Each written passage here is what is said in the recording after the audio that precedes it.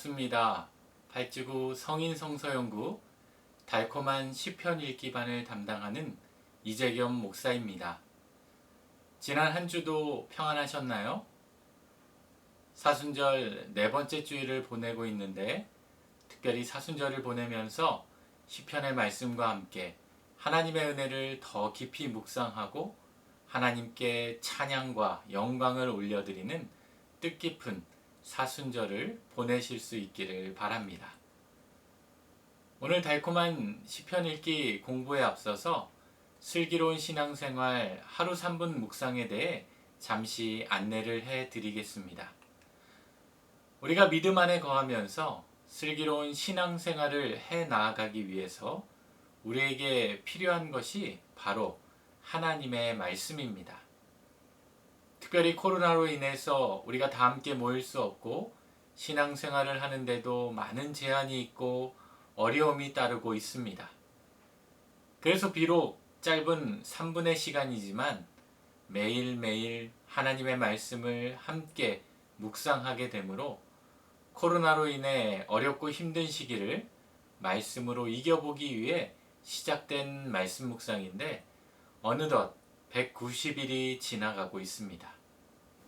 아직 말씀 묵상이 익숙치 않으신 분들도 하루에 3분 짧은 시간이니 매일 새벽 기도를 마치고 또 오전 6시에 업로드되는 하루 3분 묵상의 말씀으로 하루를 열어가시면 좋을 것 같습니다.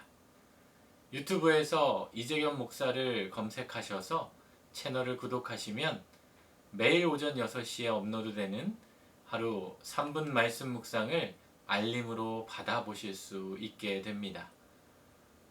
이번 학기 매주 목요일 달콤한 시편 읽기와 매일 하루 3분 묵상을 통해 하나님의 말씀과 더욱 가까워지는 은혜로운 시간을 보내실 수 있기를 소망합니다.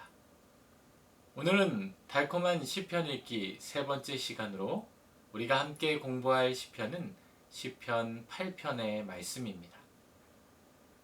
시편 8편 말씀은 여호와 우리 주여라는 찬양으로도 많이 알려져 있는데 시편 8편의 주요 구절들을 찬양의 가사로 고백하고 있어서 우리에게 참 은혜가 되는 말씀이기도 하며 시편 8편은 유대인들이 공중 예배시나 특별한 절기 때에 불렀으며 초대교회에서는 예수님의 승천 기념일에 특별히 낭송하는 말씀으로 역사적으로 오랜 기간 동안 많은 사랑을 받아왔던 말씀 중 하나입니다. 오늘 시편 8편 말씀을 공부하시고 한 주 동안 시편 8편을 주제로 한 찬양인 여호와 우리 주여를 부르시며 한 주를 보내시면 더욱 은혜가 넘치게 되실 줄 믿습니다. 시편의 다양한 장르 가운데 시편 8편은 창조주 하나님에 대한 감사시이며 동시에 찬양시로 분류할 수 있습니다. 먼저 다윗은 온 이스라엘을 다니며 그가 바라본 자연의 놀라운 광경들을 보며 천지 만물을 지으신 창조주 하나님에 대한 감사를 고백하고 있으며 이러한 천지 만물이 우리 사람들을 위하여 하나님께서 친히 만드셔서 베풀어 주신 은혜임을 깨닫고 하나님께 찬양으로 영광을 돌리고 있습니다. 시편 8편의 표제를 우리가 살펴보게 되면 다윗의 시 인도자를 따라 깃딧에 맞춘 노래라고 기록되어 있는데 먼저 표제를 통해 시편 8편의 저자가 다윗이라는 것을 알 수 있게 됩니다. 또한 시편 8편이 어느 때에 불려졌는지를 알 수 있게 되는데 인도자를 따라 깃딧에 맞춘 노래라고 말해주고 있습니다. 이러한 표제는 시편 8편 외에도 시편 81편과 84편에도 동일하게 기록되어 있는데 깃딧의 정확한 의미는 아직까지 알려져 있진 않지만 어떤 반주용 악기이거나 특정한 리듬을 가리키는 말로 여겨지고 있습니다. 특별히 시편을 연구하는 학자들은 깃딧이 블레셋 땅 가드에서 사용되던 악기의 이름이거나 가드에서 불려지는 군대 행진곡 리듬을 가리키는 것으로 추정하고 있습니다. 표제를 통해 시편 8편의 정확한 배경은 알 수는 없지만 말씀 곳곳에 기록되어 있는 하나님의 다양한 창조물들이 등장하고 있는 것으로 볼 때 다윗이 자연세계에 가까이 했던 목동 시절이나 사울을 피해 이곳저곳을 다니며 피난했던 시절을 떠올리며 지었을 것이라고 생각할 수 있습니다. 이어서 시편 8편의 구조를 살펴보면 크게 네 부분으로 나누어 볼 수 있습니다. 처음 시작인 1절과 9절은 신비한 자연 속에 담겨져 있는 하나님의 영광을 찬양하는 내용을 동일하게 수미 쌍관 구조로 기술하고 있으며 2절과 3절은 창조주 하나님의 능력과 아름다운 창조 솜씨에 대한 찬양을 4절부터 8절까지는 비천한 사람을 만물 중에서 존귀케 하신 하나님의 은혜에 대한 찬양을 고백하고 있습니다. 이제 본문으로 들어가 한 절 한 절을 읽으며 말씀을 자세히 살펴보도록 하겠습니다. 먼저 1절 말씀을 같이 읽겠습니다. 여호와 우리 주여, 주의 이름이 온 땅에 어찌 그리 아름다운지요. 주의 영광이 하늘을 덮었나이다. 다윗은 하나님께서 만드신 천지 만물의 놀라움을 찬양하며 먼저 여호와 하나님을 우리 주여라고 부르고 있습니다. 여기에서 주라는 표현은 히브리어 아도나이라는 단어로 통치자, 주권자, 주인이라는 의미를 지닌 용어입니다. 이는 하나님께서 천지 만물의 주인이심을 고백하고 있는 표현입니다. 뿐만 아니라 다윗은 이런 하나님을 나의 주여가 아닌 우리 주여라고 고백하므로 하나님께서 자신뿐만 아니라 이 세상 모두의 주권자이시며 주인이 되심을 강조해 주고 있습니다. 그리고 다윗은 주의 이름이 온 땅에 아름답다라고 고백하고 있습니다.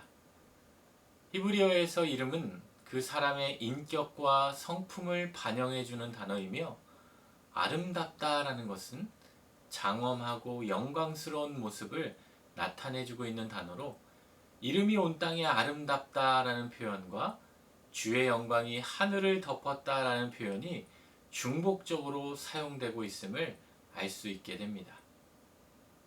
즉 이름이 아름답고 영광이 하늘을 덮었다라는 표현을 통해서 다윗은 이 땅 가운데 여호와 하나님을 모르는 사람이 없을 정도로 주님의 높고 위대하심을 찬양하고 있는 것입니다. 우리가 하나님에 대해 알 수 있는 비결이 몇 가지가 있는데 가장 잘 알 수 있는 비결은 말씀을 통해 하나님을 알 수 있게 되고 또 하나는 하나님의 형상대로 만들어진 우리 인간을 통해 하나님을 알아갈 수 있게 되고 그리고 또 하나는 하나님이 만드신 자연 환경을 통해 하나님의 섭리와 위대하심을 알아갈 수 있게 됩니다. 물론 성경 말씀과 달리 인간을 통해서 그리고 자연을 통해서는 하나님을 온전히 다 알 수는 없지만 자연을 통해서 다스리시는 하나님의 놀라운 섭리를 우리는 자연을 통해 깨닫게 된다는 것입니다. 우리가 아름다운 자연 환경을 만나게 되면 입이 딱 벌어지고 감탄사가 나오게 됨과 동시에 그 자연도 아름답고 위대하지만 그 자연을 만드신 주님의 높고 위대하심을 찬양하지 않을 수 없게 되는 것처럼 1절 말씀을 통해 다윗도 천지 만물을 통해 그것들을 손수 지으신 주님의 이름과 영광을 높이며 찬양하고 있는 것입니다. 우리가 코로나로 인해 이곳저곳을 다니며 하나님이 창조하신 아름다운 자연을 마음껏 감상할 수는 없지만 우리의 모든 삶의 자리에서 우리를 만드시고 다스리시는 여호와 하나님의 이름과 영광이 온 땅에 가득함을 기뻐하며 찬양하는 한 주가 되시기를 소망합니다. 계속해서 2절 말씀을 같이 읽어보겠습니다. 주의 대적으로 말미암아 어린아이들과 젖먹이들의 입으로 권능을 세우시며 이는 원수들과 보복자들을 잠잠하게 하려 하심이니이다. 2절 말씀에는 두 부류의 사람이 등장하게 됩니다.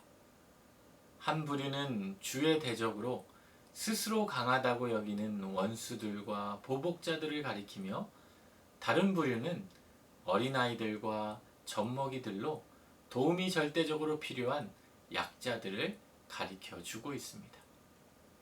이는 마치 시편 1편에 나오는 악인들과 복 있는 사람의 대조된 모습과도 같다라고 말할 수 있습니다.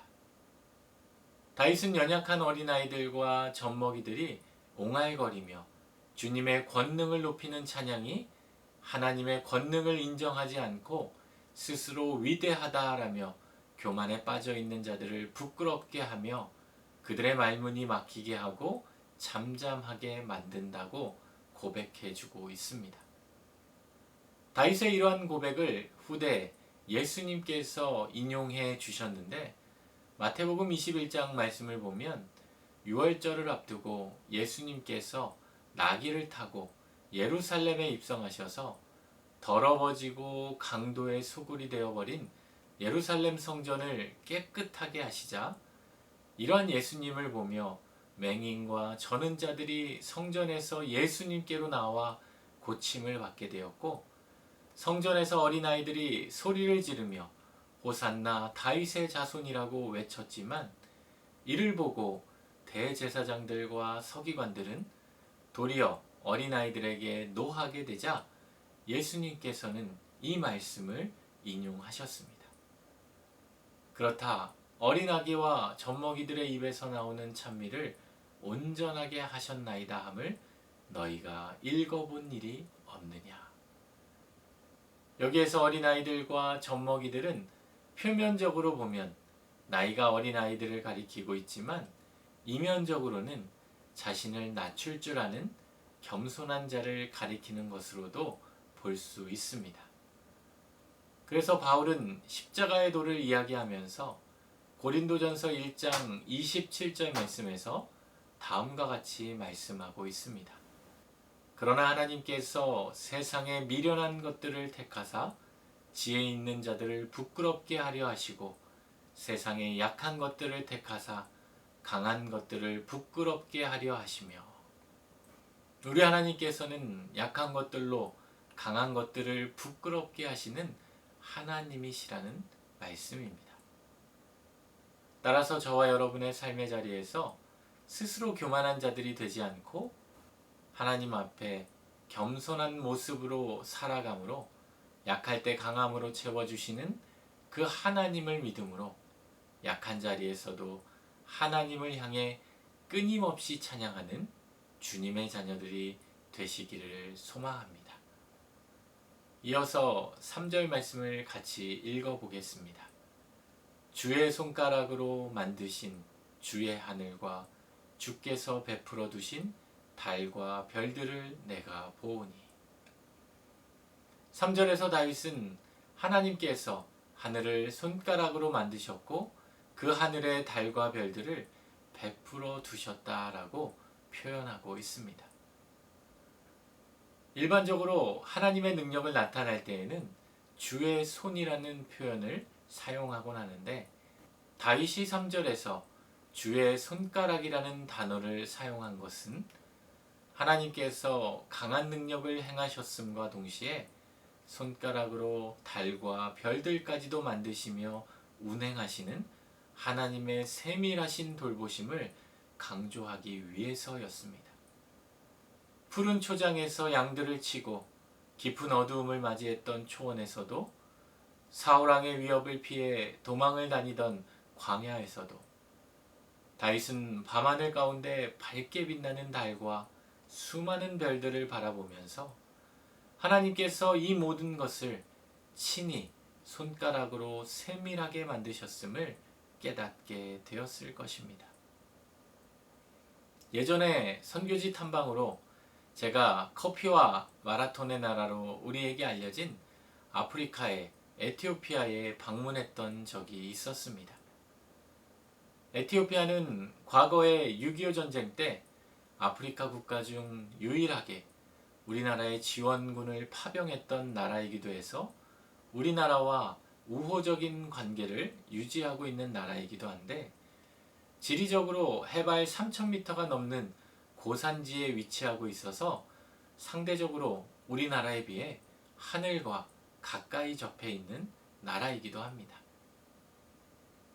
하루는 그 고산지대에서 텐트를 치고 야외 수경을 하게 되었는데, 밤이 되자 전기가 하나도 없으니 금세 어두워져서 모닥불을 피우게 되었습니다.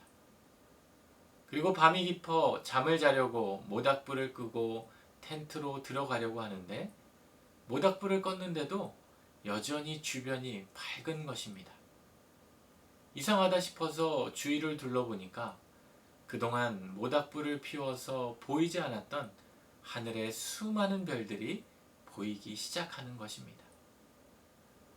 너무나도 그 별들이 밝게 빛나고 형언할 수 없을 정도로 아름다워서 그 자리에서 이 별들을 만드신 하나님을 찬양하지 않고는 견딜 수 없는 상황을 경험하게 되었습니다. 아마 믿음이 연약한 저도 그러한 별들을 바라보며 하나님을 힘껏 찬양했는데, 믿음이 있는 여러분들이 만일 그 자리에 계셨더라면 아마도 지금까지도 그 자리를 떠나지 않고 하나님을 찬양하고 계셨을 것 같습니다. 그때 제가 그 광경이 너무나도 경이로워서 간직해 보려고 카메라로 사진을 수십 장도 넘게 찍어 보았지만, 저의 사진 실력의 한계와 또 카메라의 한계로 하나님의 걸작품을 사진으로 담기에는 많은 어려움이 따랐습니다. 또한 다윗은 3절에서 하나님이 만드셨고 베풀어 두셨다라고 표현하면서 하나님께서는 천지를 창조하셨을 뿐만 아니라 창조 후에도 이 모든 것을 주관하고 다스리시며 섭리하는 분이심을 고백하고 있습니다. 한마디로 말하면 하나님께서는 우리의 인생을 만드시기도 하시고 우리의 인생을 애프터 서비스까지 책임져 주시는 분이시라는 말씀입니다. 혹시 삶 가운데 문제가 있고 어려움이 있는 분들이 계시다면, 우리를 만드셨을 뿐만 아니라 우리를 섭리하시며 애프터 서비스 해주시는 주님께로 나아가는 믿음의 성도님들이 되시기를 바랍니다. 계속해서 본문 4절 말씀을 함께 읽겠습니다. 사람이 무엇이기에 주께서 그를 생각하시며 인자가 무엇이기에 주께서 그를 돌보시나이까. 다윗은 4절 말씀부터 8절 말씀까지 하나님께서 천지 만물을 창조하시고 이 모든 만물의 통치를 사람에게 맡겨주셨음에 감사하며 찬양하고 있습니다. 창세기 1장 28절 말씀을 보면 하나님께서 하나님의 형상대로 사람을 창조하시고 나서 하나님이 그들에게 복을 주시며 하나님이 그들에게 이르시되 생육하고 번성하여 땅에 충만하라. 땅을 정복하라. 바다의 물고기와 하늘의 새와 땅에 움직이는 모든 생물을 다스리라 하시니라 라고 말씀해 주셨습니다. 하나님께서 이 세상 만물을 창조해 주신 것도 감사요 은혜인데, 이 모든 것들을 정복하고 다스릴 수 있는 권한을 우리 사람에게 맡겨주셨다라는 말씀입니다. 앞부분에 기록된 사람이 무엇이기에 주께서 그를 생각하시며 라는 말씀과 뒷부분에 기록된 인자가 무엇이기에 주께서 그를 돌보시나이까 라는 말씀은 같은 의미를 다르게 표현한 것으로, 다윗은 대꾸가 되는 이 말씀을 다른 표현으로 묘사하며 비천하고 연약한 자신을 향해 베풀어 주신 하나님의 은혜에 감사하며 찬양하고 있습니다. 사절에 기록된 두 가지 동사인 생각하다와 돌보다라는 단어를 자세히 살펴보게 되면 두 동사 모두 미완료형으로 사용되고 있음을 살펴보게 됩니다. 히브리 동사가 미완료형으로 사용된다라는 것은 그 동사의 주체가 행하는 동작이 아직 완료되지 않고 지금까지 계속해서 지속되고 있음을 강조할 때 사용되는데, 이 두 동사의 주체이신 하나님께서 사람을 생각하시고 돌보심이 일정한 기간으로 제한되는 것이 아니라 지속되고 있음을 강조해 주고 있는 표현입니다.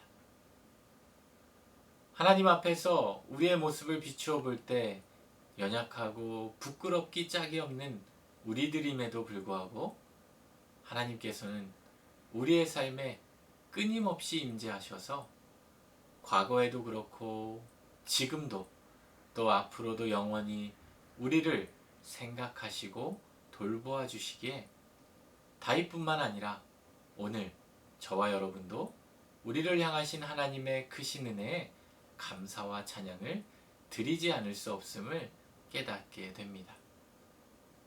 혹시 삶 가운데 불안함을 느끼시거나 외로움을 느끼시는 분들이 계시다면 특별히 오늘 본문 4절 말씀을 통해 하나님께서 우리를 생각하시고 돌보심이 영원하심을 깊이 깨달아 우리 주님의 돌보심의 은혜를 느끼실 수 있기를 바랍니다. 이어서 5절 말씀을 같이 읽어보겠습니다. 그를 하나님보다 조금 못하게 하시고 영화와 존귀로 관을 씌우셨나이다. 하나님께서는 사람을 창조하실 때 하나님의 형상대로 창조하셨기에 우리 한 사람 한 사람은 하나님의 형상을 지니며 살아가는 자들입니다.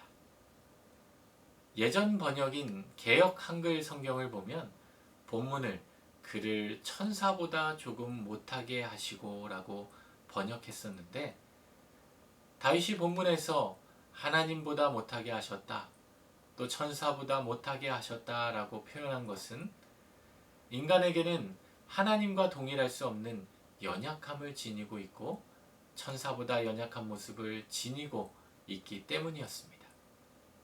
그러한 연약함으로 인해 인간은 하나님의 형상대로 창조되어졌음에도 불구하고 범죄함으로 하나님의 형상을 잃어버린 채 살아가고 있습니다. 그렇게 믿음이란 하나님께서 우리에게 주신 창조의 원형으로 회복되어 갈 수 있도록 우리의 연약함을 돌아보며 하나님께 나아가는 삶이라고 말할 수 있습니다. 다윗은 이처럼 질그릇과 같이 연약한 인간들을 향해 하나님께서 영화와 존귀로 관을 씌워 주셨다라고 고백하고 있습니다. 여기에서 영화와 존귀는 하나님의 위엄과 권위를 나타낼 때 주로 사용되는 단어로 영광과 위엄으로도 번역할 수 있는 단어입니다.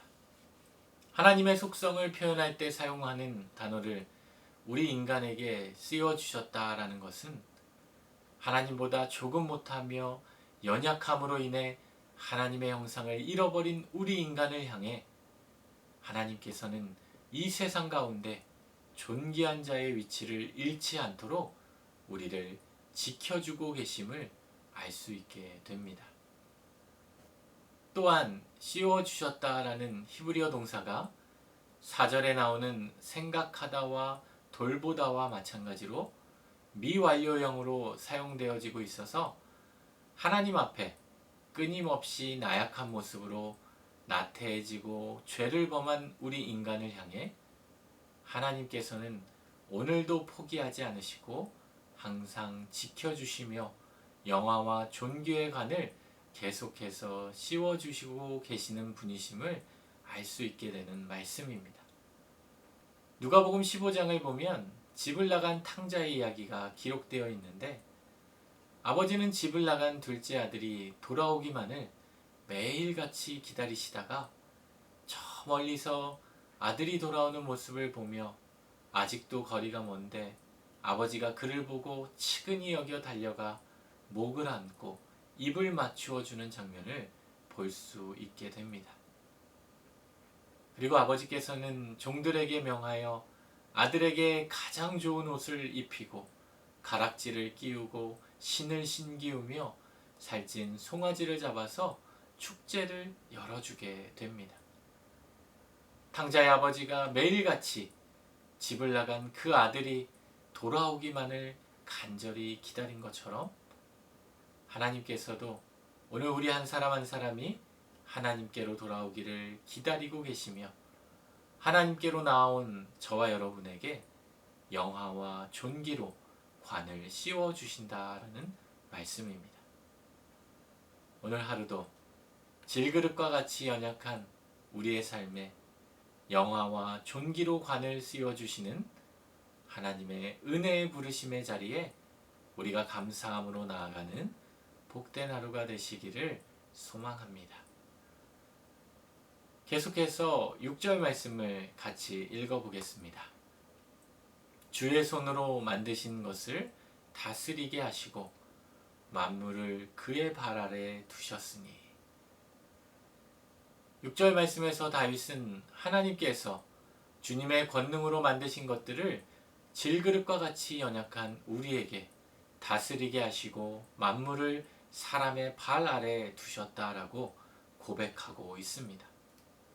고대 근동에서 무언가를 누군가의 발 아래 두었다라는 것은 그것에 대한 완전한 지배권을 행사하는 것을 의미하는 것으로, 하나님께서 만물을 사람의 발 아래에 두셨다라는 표현은 하나님께서 사람들에게 만물에 대한 완전한 지배권을 허락해 주셨음을 의미해 주는 말씀입니다.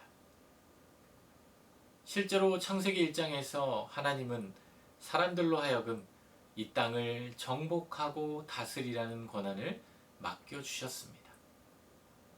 그러나 인간의 타락과 만물을 온전히 다스리지 못한 결과로 인해 오늘날 인간은 만물을 정복하고도 다스리면서 도리어 만물로 인해 피해를 당하며 두려움과 공포를 느끼게 되고 말았습니다.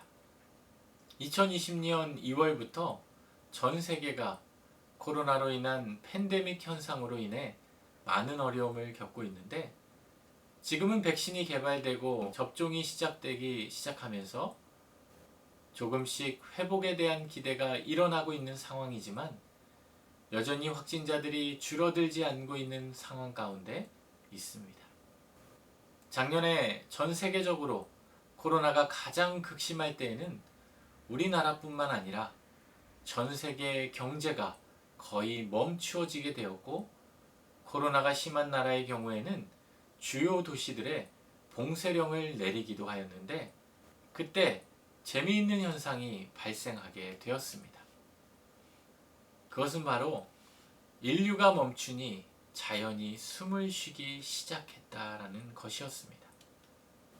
한 예로 인도의 수도인 뉴델리에서도 한때 봉쇄령이 내려졌는데, 뉴델리의 상징물인 인디아 게이트의 사진을 봉쇄령이 내리기 전과 후로 비교하여 찍은 사진이 화제가 된 적이 있습니다. 여러분이 보시는 것처럼 이렇게 다르다는 것입니다. 정말 인류가 멈추니 자연이 숨을 쉰다라는 말을 체감할 수 있게 됩니다. 또한 코로나로 인해 경제가 멈추어지게 되면서 국가에서 발생하는 이사나 질소의 양도 현저하게 떨어지게 됨을 우리가 사진을 통해 확인할 수 있게 됩니다. 이는 어찌 보면 우리가 다스려야 할 만물들인데 우리 인간이 남용하고 범죄한 결과로 인해 오늘날 자연으로부터 도리어 많은 어려움을 당하고 있음을 깨닫게 되는 현상입니다. 오늘 다윗의 고백을 통해 우리가 다시금 깨닫게 되는 것은 하나님께서 우리 사람을 창조하셨듯이 우리 만물들도 하나님의 손가락으로 만드셨다라는 말씀입니다.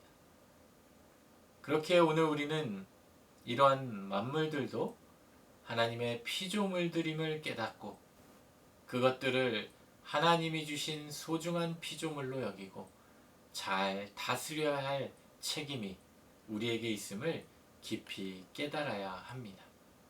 특별히 사순절을 보내면서 우리가 피조물을 소중하게 지킬 수 있는 여러 가지 행동들이 있겠지만 저 개인적인 생각으로 환경을 파괴하는 일회용품의 사용을 최소화하는 것도 우리가 피조물을 소중하게 지킬 수 있는 작은 노력 중 하나가 될 수 있을 것이라고 생각하게 됩니다. 조금은 불편할 수 있어도 하나님께서 우리에게 맡겨주신 자연을 소중히 돌보고 다스리는 저와 여러분이 되시기를 소망합니다. 계속해서 7절부터 8절까지 말씀을 같이 읽어보겠습니다. 곧 모든 소와 양과 들짐승이며 공중의 새와 바다의 물고기와 바닷길에 다니는 것이니이다. 7절과 8절에서 다윗은 하나님께서 우리에게 위임해 주신 만물의 통치 영역에 대해서 구체적으로 나타내주고 있습니다. 3절에서는 하늘에 있는 피조물들을 언급하고 있다면 7절과 8절에서는 땅에 있는 피조물들을 언급해주고 있습니다. 다윗이 이처럼 구체적으로 열거하고 있는 피조물들을 보게 되면 가축들 뿐만 아니라 그 외의 모든 짐승들까지도 포함하고 있는데 이는 인간의 통치 영역이 이들까지도 모두 포함하게 된다라는 말씀입니다. 저는 개인적으로 이러한 다윗의 고백을 보면서 하나님께서 우리에게 맡겨주신 권한이 미치는 영역이 우리가 생각하는 것보다 훨씬 뛰어넘고 있음을 다시금 깨달으면서 하나님께서 우리를 얼마나 사랑하시는지 하나님의 크신 사랑을 더 깊이 깨닫게 되었습니다. 여러분도 오늘 시편의 말씀을 통해 하나님께서 우리를 얼마나 사랑하시는지 하나님의 그 사랑의 깊이를 더욱 깊이 체험하는 은혜가 있으시기를 바랍니다. 마지막으로 9절 말씀을 같이 읽어보겠습니다. 여호와 우리 주여 주의 이름이 온 땅에 어찌 그리 아름다운지요. 다윗은 1절에서 기록한 그 고백을 다시 한번 반복하면서 우주 만물 가운데 나타난 하나님의 영광을 다시 한번 찬양하며 시편 8편의 시작과 끝을 하나님의 영광을 찬양함으로 마무리하고 있습니다. 우리의 인생의 시작과 끝도 또 우리의 하루의 시작과 끝도 이와 같이 하나님의 영광을 찬양함으로 시작하고 하나님의 영광을 찬양함으로 마무리하는 삶이 되실 수 있기를 바랍니다. 이제 오늘 말씀을 정리해 보도록 하겠습니다. 시편 8편은 천지 만물을 지으시고 이 모든 만물을 다스릴 권한을 연약한 인간에게 맡겨주신 하나님께 감사와 영광을 올려드리는 다윗의 찬양시였습니다. 오늘 시편 8편의 말씀을 통해 우리가 얻을 수 있는 몇 가지 교훈을 정리해보면 첫째로 우리는 여호와 하나님이 가장 위대한 분이심을 찬양해야 한다라는 사실입니다. 다윗의 고백과 같이 천지 만물을 통해 우리는 이 모든 것을 만드시고 다스리시는 하나님께서 우리의 인생의 주인이심을 고백하며 여호와의 이름이 이 땅 가운데 가장 위대한 이름임을 찬양할 수 있어야 합니다. 둘째로 우리는 여호와 하나님의 은혜를 받은 자임을 기억해야 한다는 사실입니다. 하나님께서는 아름다운 천지 만물을 만드시고 이 모든 것들을 질그릇과 같이 연약한 우리 인간에게 영화와 존귀를 씌우시며 맡겨주셨다라는 것입니다. 그렇게 우리가 오늘 자연 만물을 다스릴 수 있는 권한을 가진 것이 바로 하나님께서 우리에게 주신 은혜임을 기억하며 하나님을 찬양할 수 있어야 합니다. 셋째로 우리는 여호와 하나님이 지으신 천지 만물을 잘 다스려야 한다라는 사실입니다. 천지 만물을 하나님께서 손가락으로 지으시고 우리에게 맡겨주신 하나님의 귀한 소유물임을 우리는 기억해야 합니다. 그렇게 우리는 이 땅에서 청지기로서의 사명을 가지고 하나님의 창조 원리에 따라 천지 만물을 남용하고 오염시키는 것이 아니라 하나님의 뜻에 맞게 하나님의 창조 원리에 따라 잘 다스릴 수 있어야 합니다. 넷째로 우리는 여호와 하나님이 우리를 기억하시고 다스리는 분이심을 믿어야 합니다. 하나님께서 우리를 기억하시고 다스려 주시는 데에는 기한이 없습니다. 세상은 우리를 기억하지 않고 우리에게 관심을 기울이지 않아도 하나님께서는 우리를 영원토록 기억하시고 우리를 다스려 주시는 분이시라는 말씀입니다. 그러한 하나님의 은혜를 기억하며 우리를 기억하시고 다스려 주시는 하나님께 감사함으로 나아갈 수 있어야 합니다. 오늘 시편 8편의 말씀을 함께 읽고 공부하면서 저와 여러분의 삶에 하나님께서 주신 자연 만물들을 다시금 바라보며 다윗과 같이 우리에게 이 모든 것들을 주시고 우리에게 은혜를 베풀어 주신 하나님께 감사하며 하나님을 찬양하는 한 주간의 삶이 되시기를 우리 주님의 이름으로 축원합니다. 기도하겠습니다. 하나님 감사합니다. 우리에게 이렇게 아름다운 자연을 주시고 만물을 허락하여 주셔서 또 하나님 주님께서 우리에게 맡겨주신 그 귀한 사명을 우리가 잊지 않고 감사함으로 이 만물을 다스리고 또 이 만물을 관리하며 하나님께 영광이 되는 거룩한 인생들이 되게 하여 주시옵소서. 연약한 우리의 삶 가운데 하나님께서 놀라운 은혜를 부어주시고 놀라운 능력을 채워주셨음을 우리가 잊지 않게 하여 주시고 우리의 모든 삶의 자리에서 또 하나님께 감사와 영광으로 올려드리는 또 복된 한 주가 되게 하여 주옵소서. 예수님의 이름으로 기도드립니다. 아멘.